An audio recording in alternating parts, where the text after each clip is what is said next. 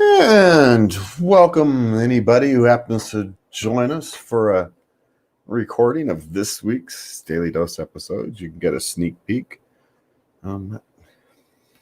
That's kind of how we work behind the scenes. Yeah, that's it. It's Monday because we're behind. We probably should have done this. We've got to actually get a schedule. See, there's my calendar schedule. You guys can't see this, but she can see my. Look at all that. You are so busy, honey. And so, anyway, so we should probably going to have to start scheduling these things, but put them on the calendar. Like Tuesdays are currently empty. Okay. Man, Tuesdays. So far, Tuesdays are my day off, apparently. Apparently, I get Tuesdays off. Anyway, so sorry about that. That's Dr. Pepper. It's always a thought. Yeah, we'll see it. Anybody who wants to send Dr. Pepper and send me a sponsorship, I'll take it. I drink Dr. Pepper, don't you know? Is it a slogan? Yeah, there's a song, but I forgot the rest of it. There's a Dr. Pepper song? Now I have to look it up. Well, it's from the commercials. We drink Dr. Pepper, don't you know? Something about taste. And so, blah, blah, blah, blah, blah, blah, blah, blah, blah. Something like that. Anyway, no one wants to hear about me trying to sing the Dr. Pepper song. So we will move on. So we've got some Daily Dose episodes to record, and we have to make today's. Okay, which one do you want to start with? How do you go about starting to envision your future? What can change your way of thinking? How can you tell if someone is into you? What would cause you to end a relationship? How should finances be handled by a couple? Well, there's almost a theme there, but not really. It says there's almost a theme there for the week, but not really, is it? No, not really. It's like almost there. It's like almost. What is love? That goes over there. Okay.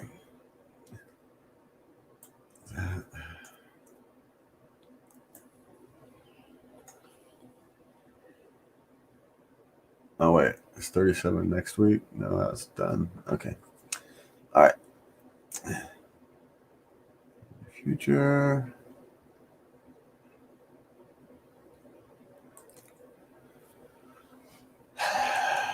Well, the one that's out of place is actually the finances one. Let's see.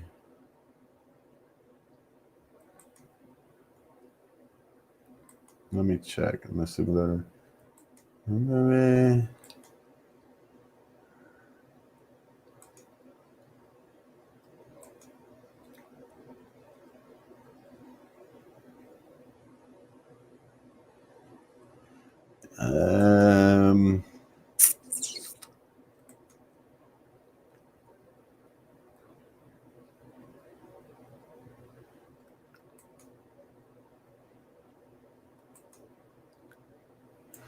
we go, but we're going to change how we phrase this.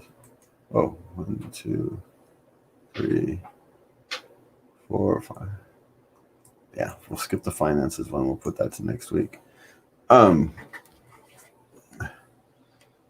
two of these are not on a template. Do you want me to get them onto a template? Yes, please. Okay. And you rearrange them? Well, they're not arranged in any order. I'm just, I'm changing. I moved one over.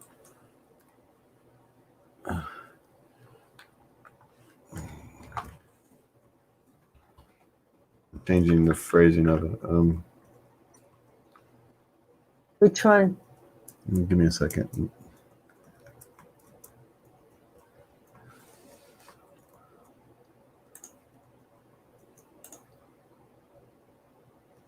The relationship one?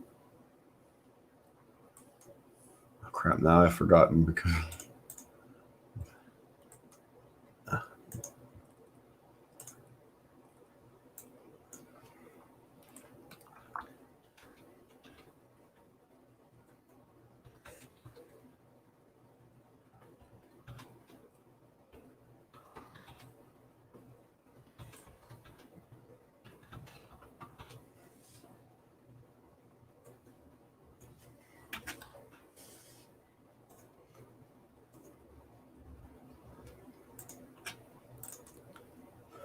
Something like that.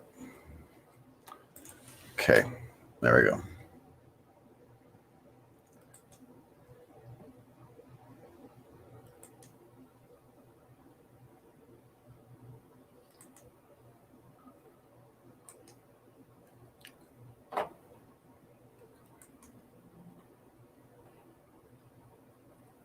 So we'll go. Question is, do we start with the end of a relationship or do we start with change the way of thinking? Change your way of thinking. I'm going to move this finances one back over.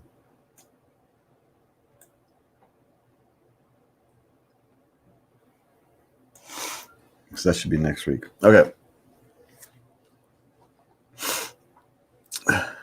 Okay. Well, because which one is one of those is the chicken and the egg theory? Which one of those comes first? Do you need to change your way of thinking before you can end a relationship, or do you need to change your way of thinking after you've decided your relationship has gone complete?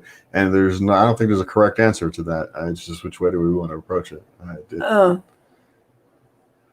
I could be overthinking it because I've got the book thing on my head, but okay. Because look, we can go there. Well, I'm going to put these in some kind of an order and we'll see. Oh, stop it.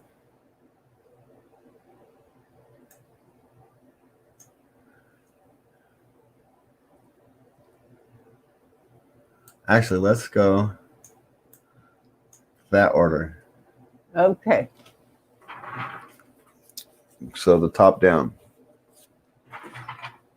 I think, is the way to go. All right. So, okay. We ready? Ready. Oh, wait, I've got to go and get the recording section ready. All right, let's just down record. Oh, wait, I'm not over there. It's not set up over on the other side. You were out here for 5 minutes. What did you do? Well, I'm doing it alone is what I was doing.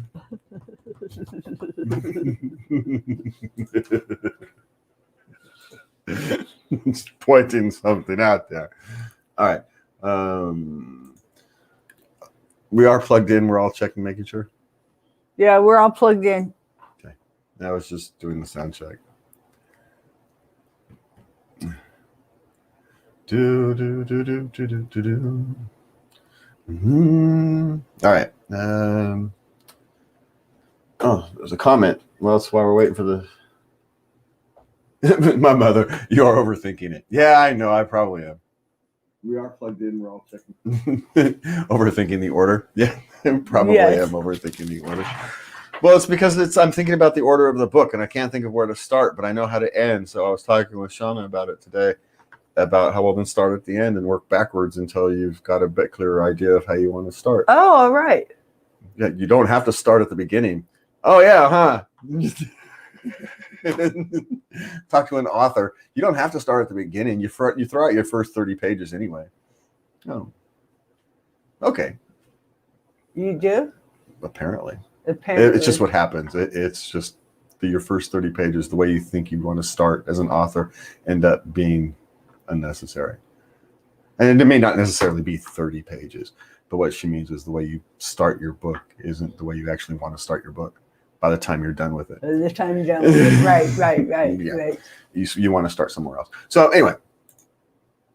Okay. You ready? Okay, we're going to start with what would cause you to end a relationship.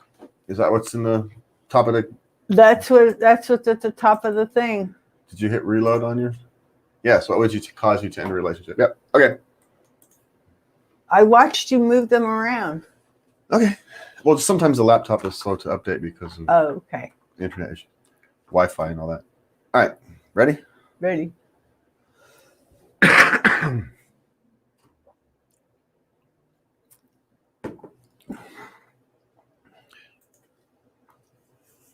Okay, my love.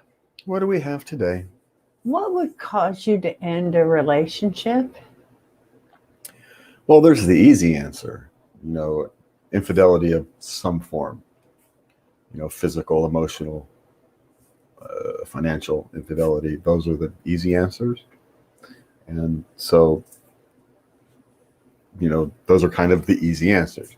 But even those aren't necessarily as easy as you think. Many people have survived infidelities, many couples, and it's not an easy path. And, personally, I probably don't want to say don't recommend it. It's, if you want to go down that path of trying to heal a relationship after infidelities, just understand it's insanely difficult and percentages are low. If you go in it with eyes open, then maybe it's okay to go down that path. But if you have some rose-colored glasses, we can work through it, it'll be fine. And no, it's going to be a rough, rocky road for years.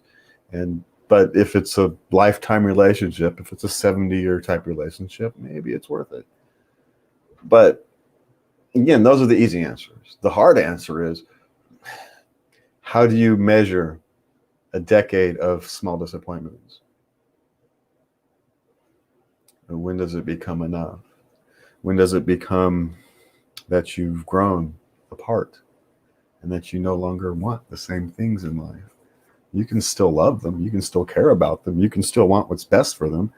But when you think about it, what's best for them is no longer you. Or what's best for you is no longer them. There's not necessarily any animosity about it. It's just cold, hard reality. And, essentially the love is gone. And why? Maybe it's decades of disappointment. Maybe it's a decade of not tending the soil of the relationship. Maybe it's plain and simple. You weren't exactly who you thought you were. So over time, you grew apart instead of together. Maybe the initial vision of the relationship was simply wrong. And through, no matter how much effort was put into the relationship, it was, at the end of the day, never going to work. And how do you pull the plug without causing animosity? Because that's the hard thing. Is anytime you end a relationship, is how do you pull the plug without causing any more damage to you, to the other person, to your families, to your communities? Because it's going to hurt. Even if you're both trying your best to do it honorably, it's still going to hurt. But what causes the loss of a relationship is fundamentally the loss of love. And the reasons for the loss of love are many. And that's why we cherish it when we have it. That's why you tender the garden and allow love to blossom, so you can reduce the chances of that happening. And that is your daily dose of love.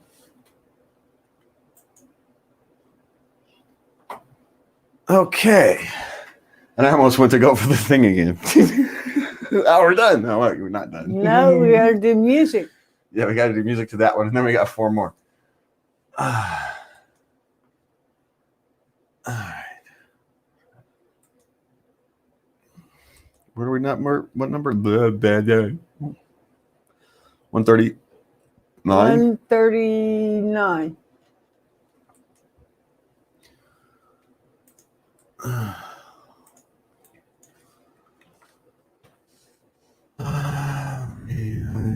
Relationship enders. There we go. My naming of these things is so vastly different sometimes. Okay, what do we want to go? Melancholy? It is. Some of your labels are really weird.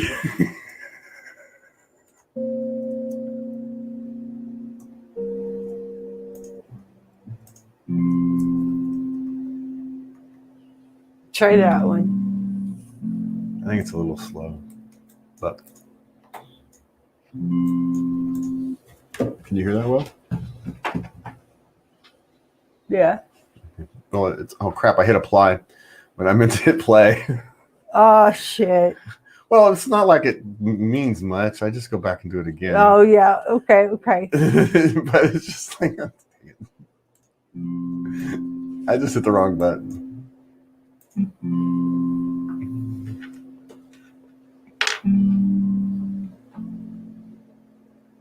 Okay, my love.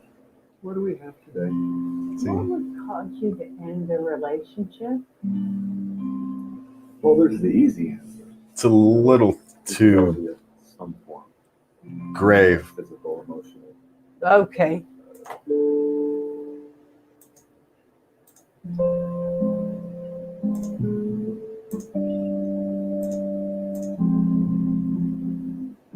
Ooh. What about that one?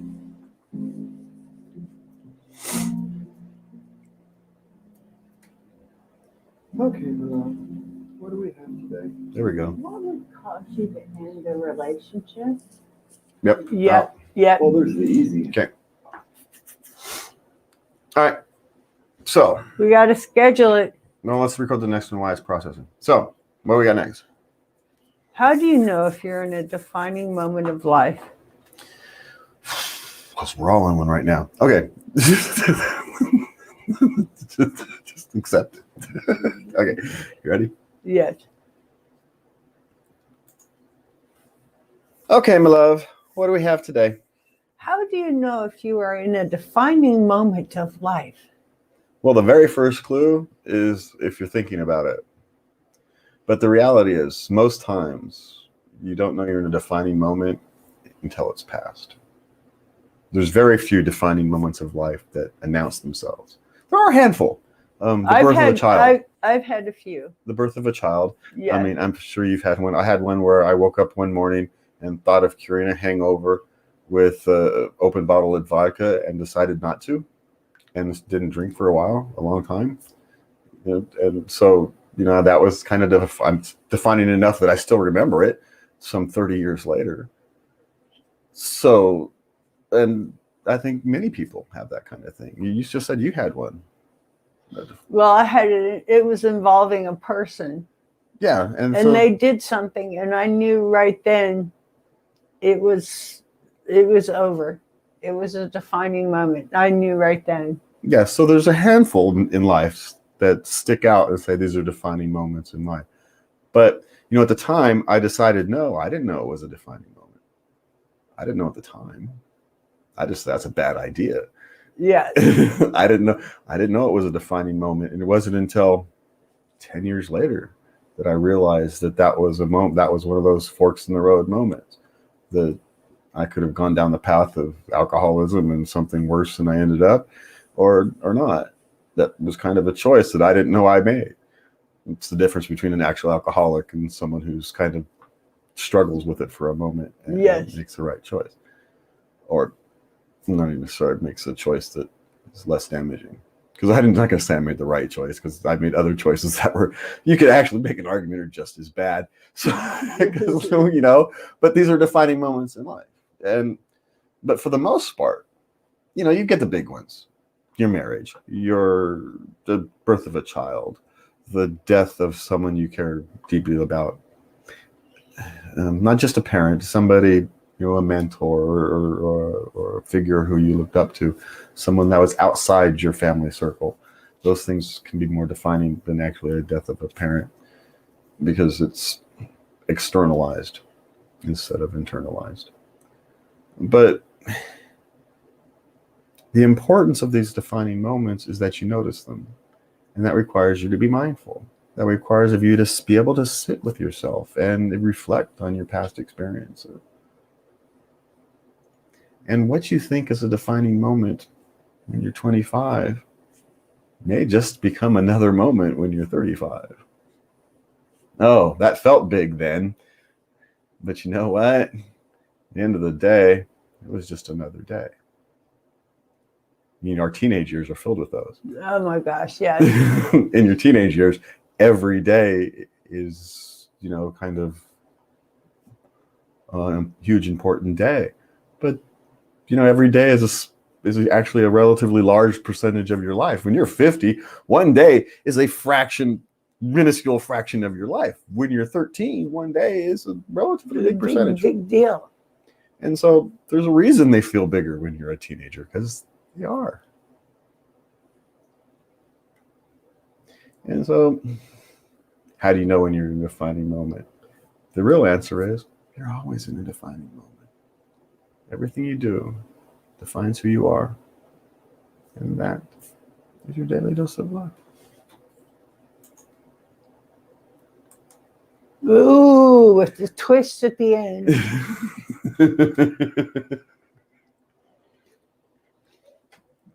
Yeah, and I had to end it fast because we were at 3:55. I looked. Oh, wow. And I went and looked at. Oops! I went farther than I meant to. I had 20 seconds to kill, and the next thing I know, I had killed a minute. Ah, well, that was.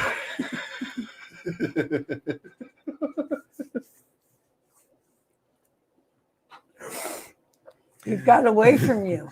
Yeah, a little bit. Well, it can happen because you can walk yourself into trying to explain something that takes a little longer than you meant to. Okay, relationship enders. Do you have all this stuff up on the Trello for the scheduling that?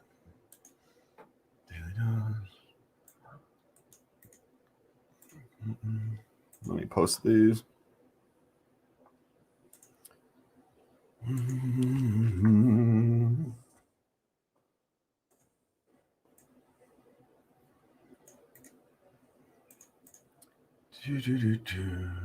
All right.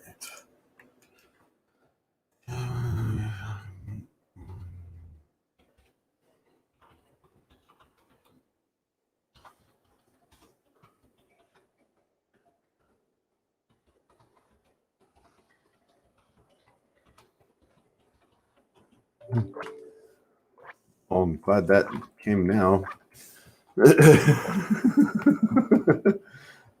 All right. Published. Okay, we're done. It's published. Very good. All right. Okay, what else we got? What can change our way of thinking? Okay.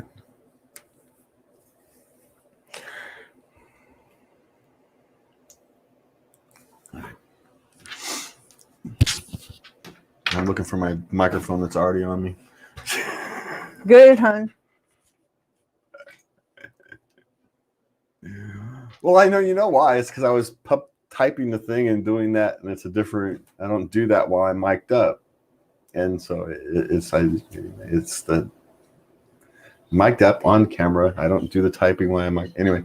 This is the one thing that's so different that I get all kerfluffled. Uh-oh. I'm not. It's the end of the world, right? I have to reclip my microphone. It's not the biggest. it's not the biggest ordeal, but it's kind of amusing more than anything else. All right, ready? Ready.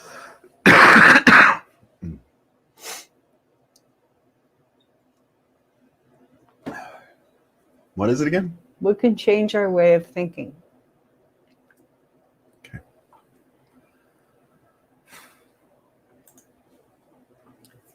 Okay, my love. What do we have over there today? What can no. Gotcha. I hate when that happens because we do so well on one take, and that when we screw up the take, we get so kind of aggravated with ourselves. Yeah, damn it. When it's really just kind of par for the course. We're actually quite good on doing one take Charlie's. All right, you ready? Ready. All right, good, because I actually wasn't completely happy with my entrance, but I wasn't upset enough to start over. Okay, Lubby, what do we have over there today? What can change our way of thinking? Oh, well, lots of things can. I mean, the easy answer or the quick answer is trauma. Trauma changes your way faster than anything else. And trauma works both ways. Trauma can be good and it can be bad. A very positive event, an extremely positive event, can actually act like trauma to your brain. It's positive reinforcement trauma, right? Instead of negative trauma, we create negative kind of reinforcements, but a positive reinforcement trauma, like all your family giving you a surprise birthday party and really shocks the living bejeebers out of you. So much so that it makes you break down in happy tears. That's a traumatic event. And that can actually change your way of thinking. It can change your perspective on your whole family and on your whole way of life. and on everything that's going on around you at the time, Uh-huh. just the same way a negative traumatic event can. So trauma can do it, and that's the easy event, and that's the one everybody thinks of. The one that everybody else kind of knows, but they don't actively think about it much unless you're kind of in the mindfulness thought process, is actively changing. You can deliberately make yourself change the way you perceive the world. You can, I had to do it with anxiety disorder, is I have to be very careful about accepting my first reactions as real, because they're often tainted by a disorder. And because I know that, I can mitigate a lot of the problems.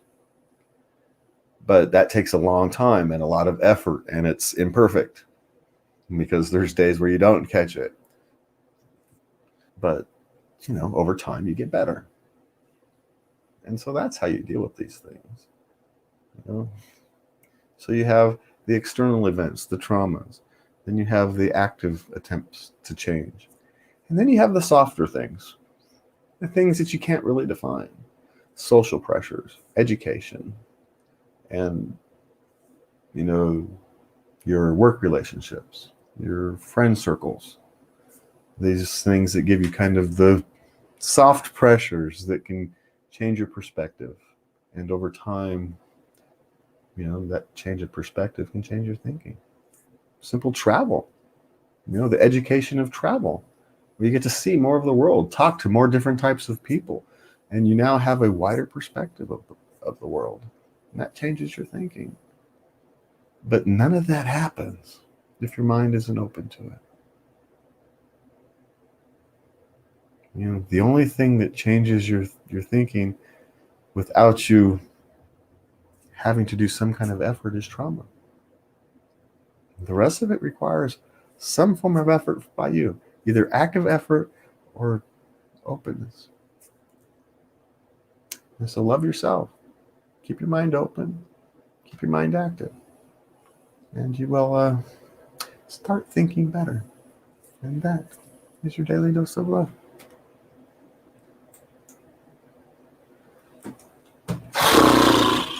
Okay. Oh, I didn't do 140. What was the 140? How do you know you're in a defining moment of life?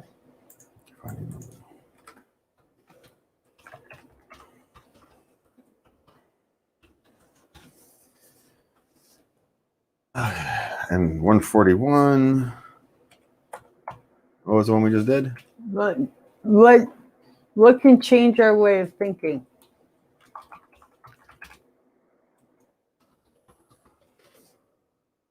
Okay.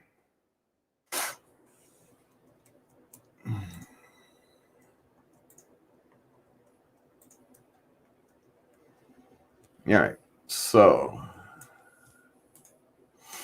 what's next? As soon as you're ready. How do you go about starting to envision your future? Envision your future. Because I always tell you, think 5 years, 10. Where do you want to be 5 years from now? Where do you want to be 10 years from now? That's a little narrow. Can't make. That's why we changed the meaning. That's why we changed the phrasing. So how do you begin to envision your future? Right? Is that the way you phrased it? How do you go about starting to envision your future? Perfect. Okay.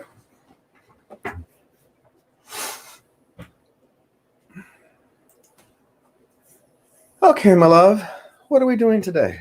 How do you go about starting to envision your future?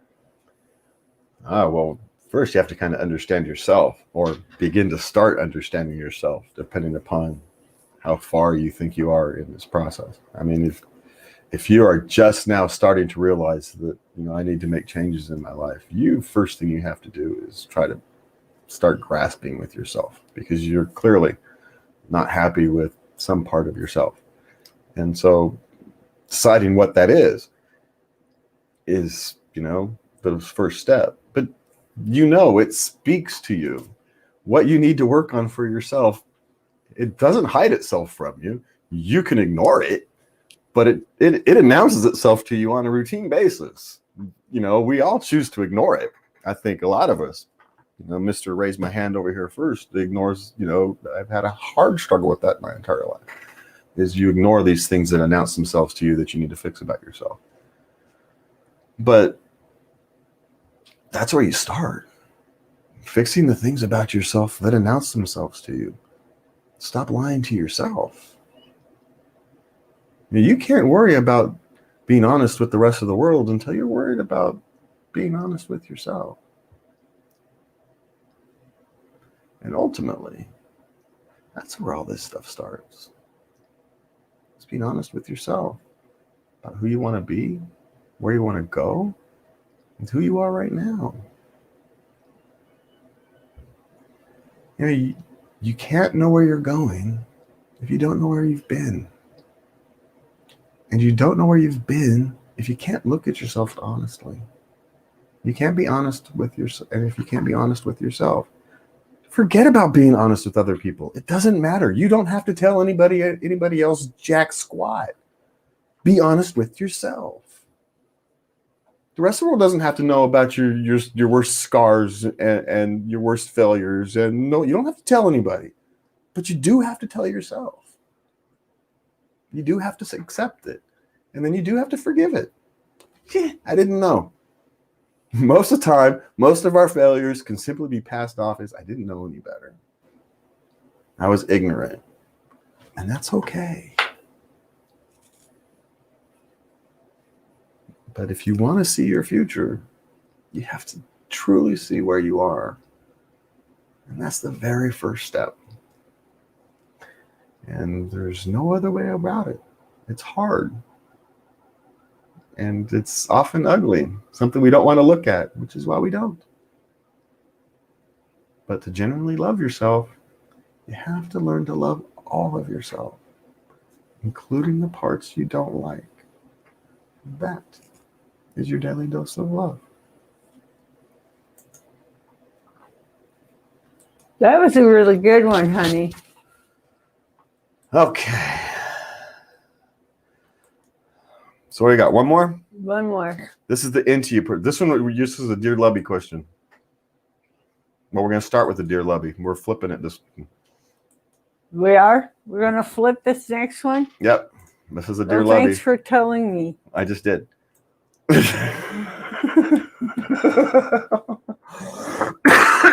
the hell do I know when people are interested in you? I don't know. Asking me is like asking a vegetarian what meat to buy.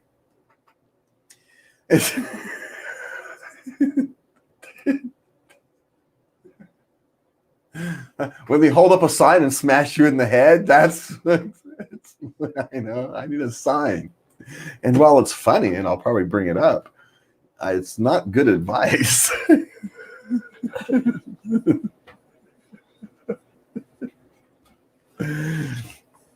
So anyway, and this is better for a Dear Lubby question anyway. 140. Okay. What was the last one? 142. Yeah, what was it?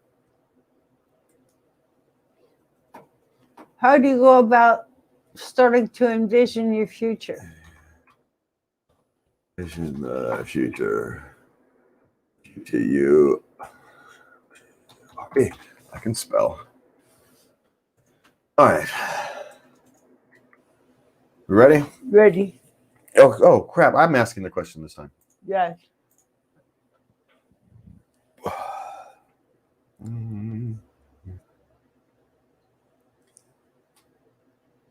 How can you tell if someone is interested in you? All right. Oh, man, hold on. I've got to put stuff around because I'll forget.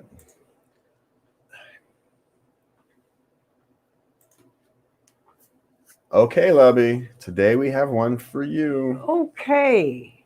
How can you tell if somebody is interested in you? Well, for me, I can tell they're interested if they want to be around me, if they want to spend time with me. Now, there's also, if we're talking about flirting, people try and touch you. They'll touch your arm. They'll lean in and listen to you. I have watched women do this with you, and you be just completely, utterly oblivious. They play with their hair when they talk to you. Well, there's a I reason. don't know if it's your fabulous hair that they want to get a hold of. Well, there's a reason where you're answering the question instead of me, because I need like a sign and a smack on the back of the head in order for me to know when someone is interested in me. Yeah. Luckily, you were willing to put up a sign. So What sign did I put up? No, you literally, I wasn't an actual sign, but you were actually very clear. Yes, I grabbed your hand first on our first date. You essentially wrote a sign, like a billboard sign, and said, hello.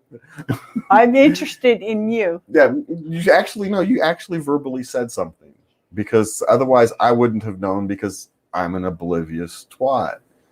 But in a sense, it's good for me, because then the people who are patient and the people who are kind are people who are understanding about my social awkwardness are the ones who stick around, which means they're the ones that I'm most likely to be interested in a strange way. It's a filter.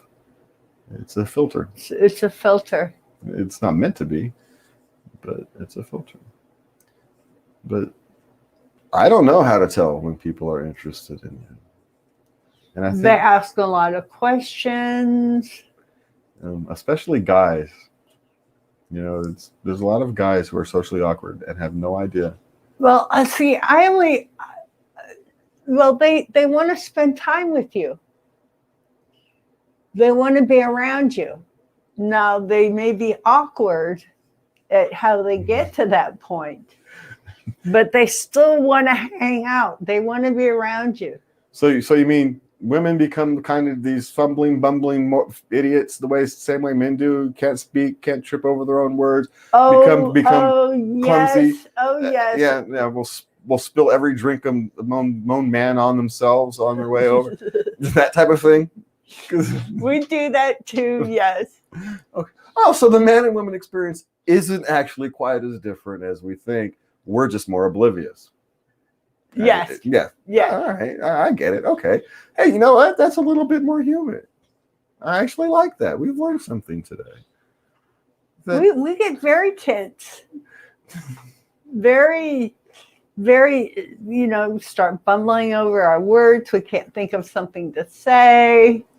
So, well, in short, if they're acting like they like you, maybe they like you. And that is your daily dose of love. I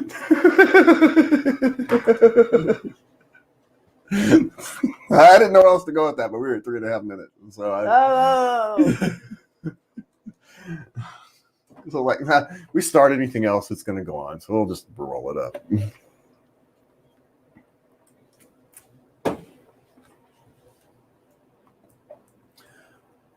That's all that was, just so you know. All right, and I think that's it. I don't think we've got anything else to do tonight. No, that's it.